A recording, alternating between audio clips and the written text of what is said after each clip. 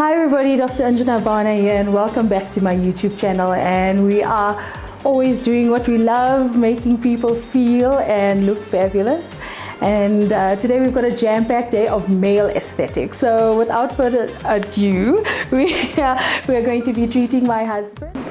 So you're feeling okay? It might feel a little bit tight and it's definitely swollen. So now I'm going to disinfect, well, the entire face has been disinfected and numbing cream has been put on. So we're going to disinfect again the lower face, do some more anesthetizing, and then we're going to start with our Radiesse in that area.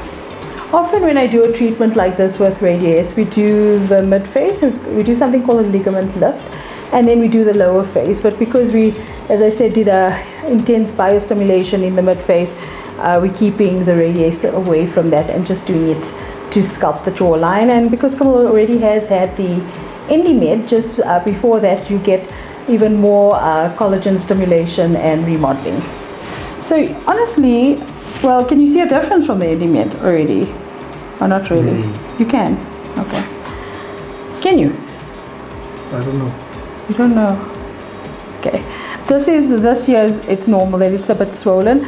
It's swollen because of the fluid we put in there, and also you can see there's some like paler patches. So that's due to the anesthetic with adrenaline. Okay, so don't worry, that'll go away soon. So honestly, you don't actually have an obvious jowl. So if I look at it here, I don't know if you can see from the other side. Let's have a look. So I mean, it's very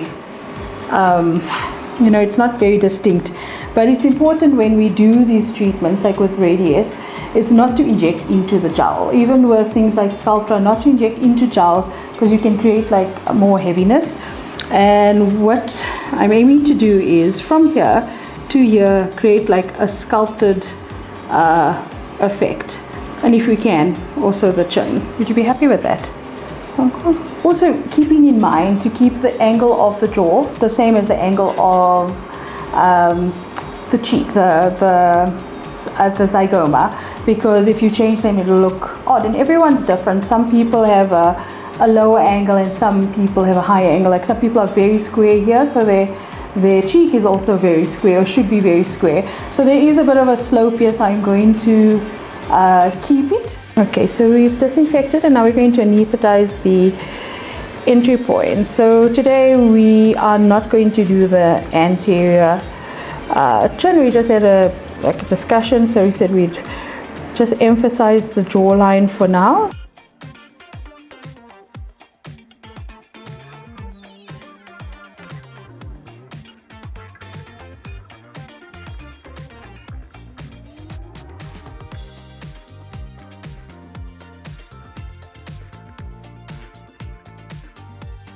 So currently a good colleague and I are the Johannesburg trainers for Radiesse, and I really enjoy teaching about it. And one of the things we were talking about were the cannulas. So I'm alright with the 22 gauge cannula in terms of pressure, but if you are a new user to Radiesse, you know, there is a bit of like finesse to it and the amount you deposit. So I am using today a 25 gauge cannula, which is, you know, it's a smaller cannula, slower injection, slower amounts, and also the length of the cannula, because with jaw lines and angles, sometimes it's difficult with the patient to try and push up the cannula to where you want it or angulate it. So I say even in a treatment, if you have to use two different lengths, do it just so you get a really good result for your patient.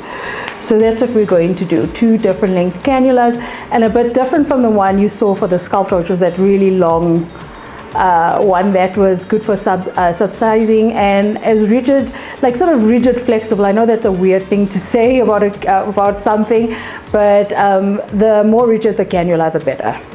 And then, you know, previously I wouldn't really anesthetize my injection points, but it is kind of nice. It is more comfortable for the patient, and also it's a way of marking where you need to enter. Like yes, there are your markings, but you know, once you disinfect, the markings disappear. So it's actually a really nice thing to do for yourself and for the patient. And I can definitely feel the difference between this and a 22 gauge cannula.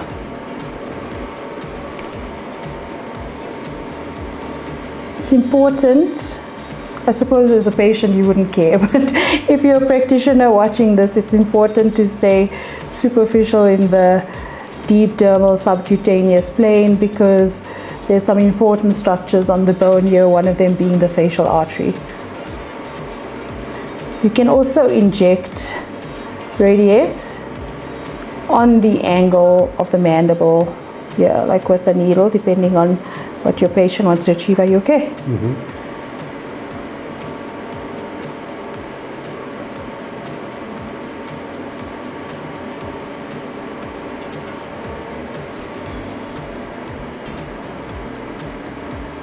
So different from the Sculptra is the molding of the Radiesse. So there's not this intense post-treatment massage, but there is a little bit of molding.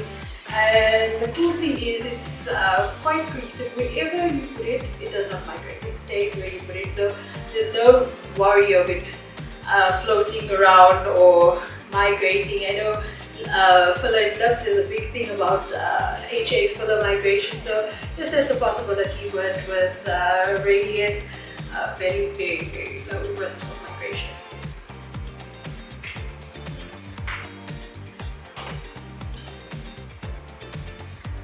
I use a mix of like a post-treatment mask and a HOCl gel, hypochlorous gel. Why I use hypochlorous? Because it's a disinfectant, as well as being anti-inflammatory. Hypochlorous is basically the GF spray that we take home too.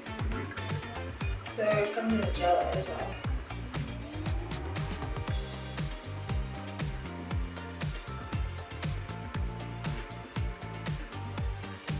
And how I like to mold is almost like I am trying to sculpt the jaw. Same thing when you do this with cheeks.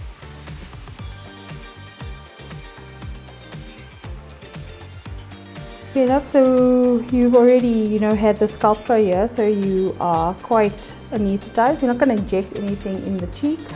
So even though there is a bit of a deficiency here, like in terms of volume, we have put a biostimulator and usually also inject filler into the deep medial cheek fat, but I'm going to inject a little bit under the under eye. So with tear trough fillers, I like splitting my treatments even over 3 to 4 sessions spaced, a good few weeks apart, because tear trough is a very delicate area and we don't want to overfill. And if you have a problem there, it's a long-lasting problem. So we're going to put in very little. Why I'm doing the tear trough, this is one of the biggest concerns Camille has. We had a training workshop yesterday and I was explaining also about scleral show. So that's why it's nice also to inject the deep medial cheek fat. Scleral show is when the white of your eye underneath your iris is showing, and it shouldn't be like that. So sometimes when that happens, when it's excessive, you look very tired as well, and that indicates also lots of support, like bony support under the within the orbit. Okay, you can just relax.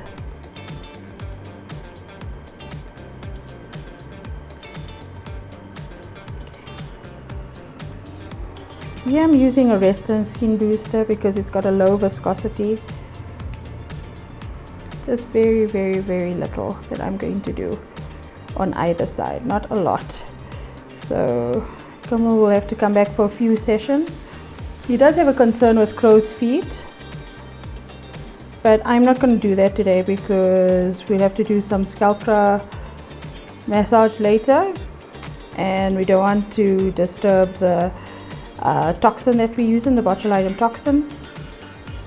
So that can be at a follow-up visit. So in 2 weeks time we'll check, because my husband, so I have to see him every day, but in 2 weeks time we do a formal checkup.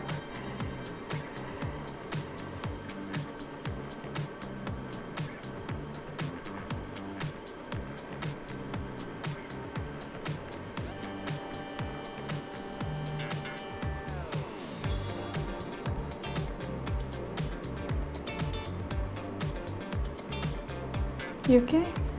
Still numb?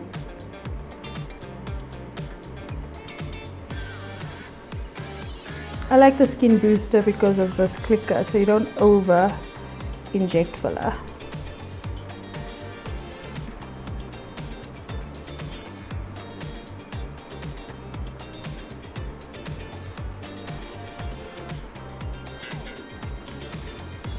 Also, you can see the eyelid skin is really thin. Other things that we should consider is microneedling under the eye to thicken up the eyelid skin. Eye cream that contains some sort of retinoid.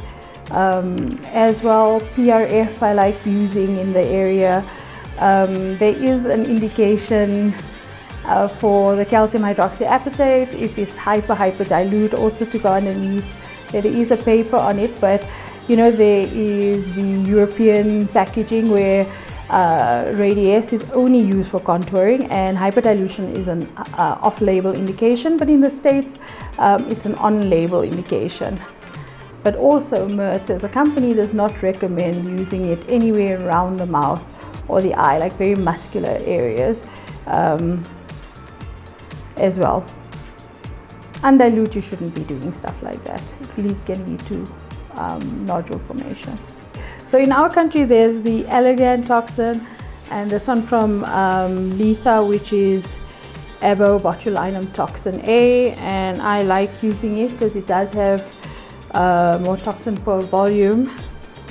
It's my favorite one, and it has a really nice quick onset of action. The onset of action is anything between like 2 and 4 days, but I still prefer like follow up at 2 weeks. That's where you can tell if you need to do any tweaking. So all patients are different. Some patients, you know, they have a fantastic effect already at 5 days. With me, I think, yes, the left side of my face looks great, like, you know, 3 or 4 days, and it takes the whole 2 weeks for my right brow to kind of cooperate with the rest of wherever I've treated. Are you comfortable with this? Important thing when you do a botulinum toxin treatment, not to train, and I mean we did quite a few treatments, no training on the day. If you're a woman or if you're a guy who likes makeup, no makeup on the day, of course. No, sorry love, it does sting a little bit. So it does sting a little bit because we use normal saline.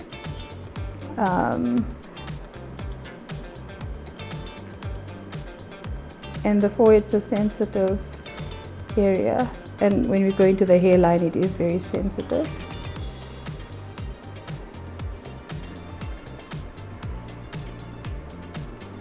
Also, it's important with guys not to like over-treat, so many don't want a very frozen look.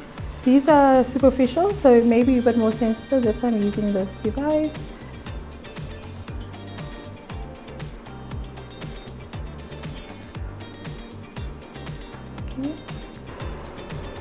We've got this gel at home, so we'll do a Sculptra massage later. Okay.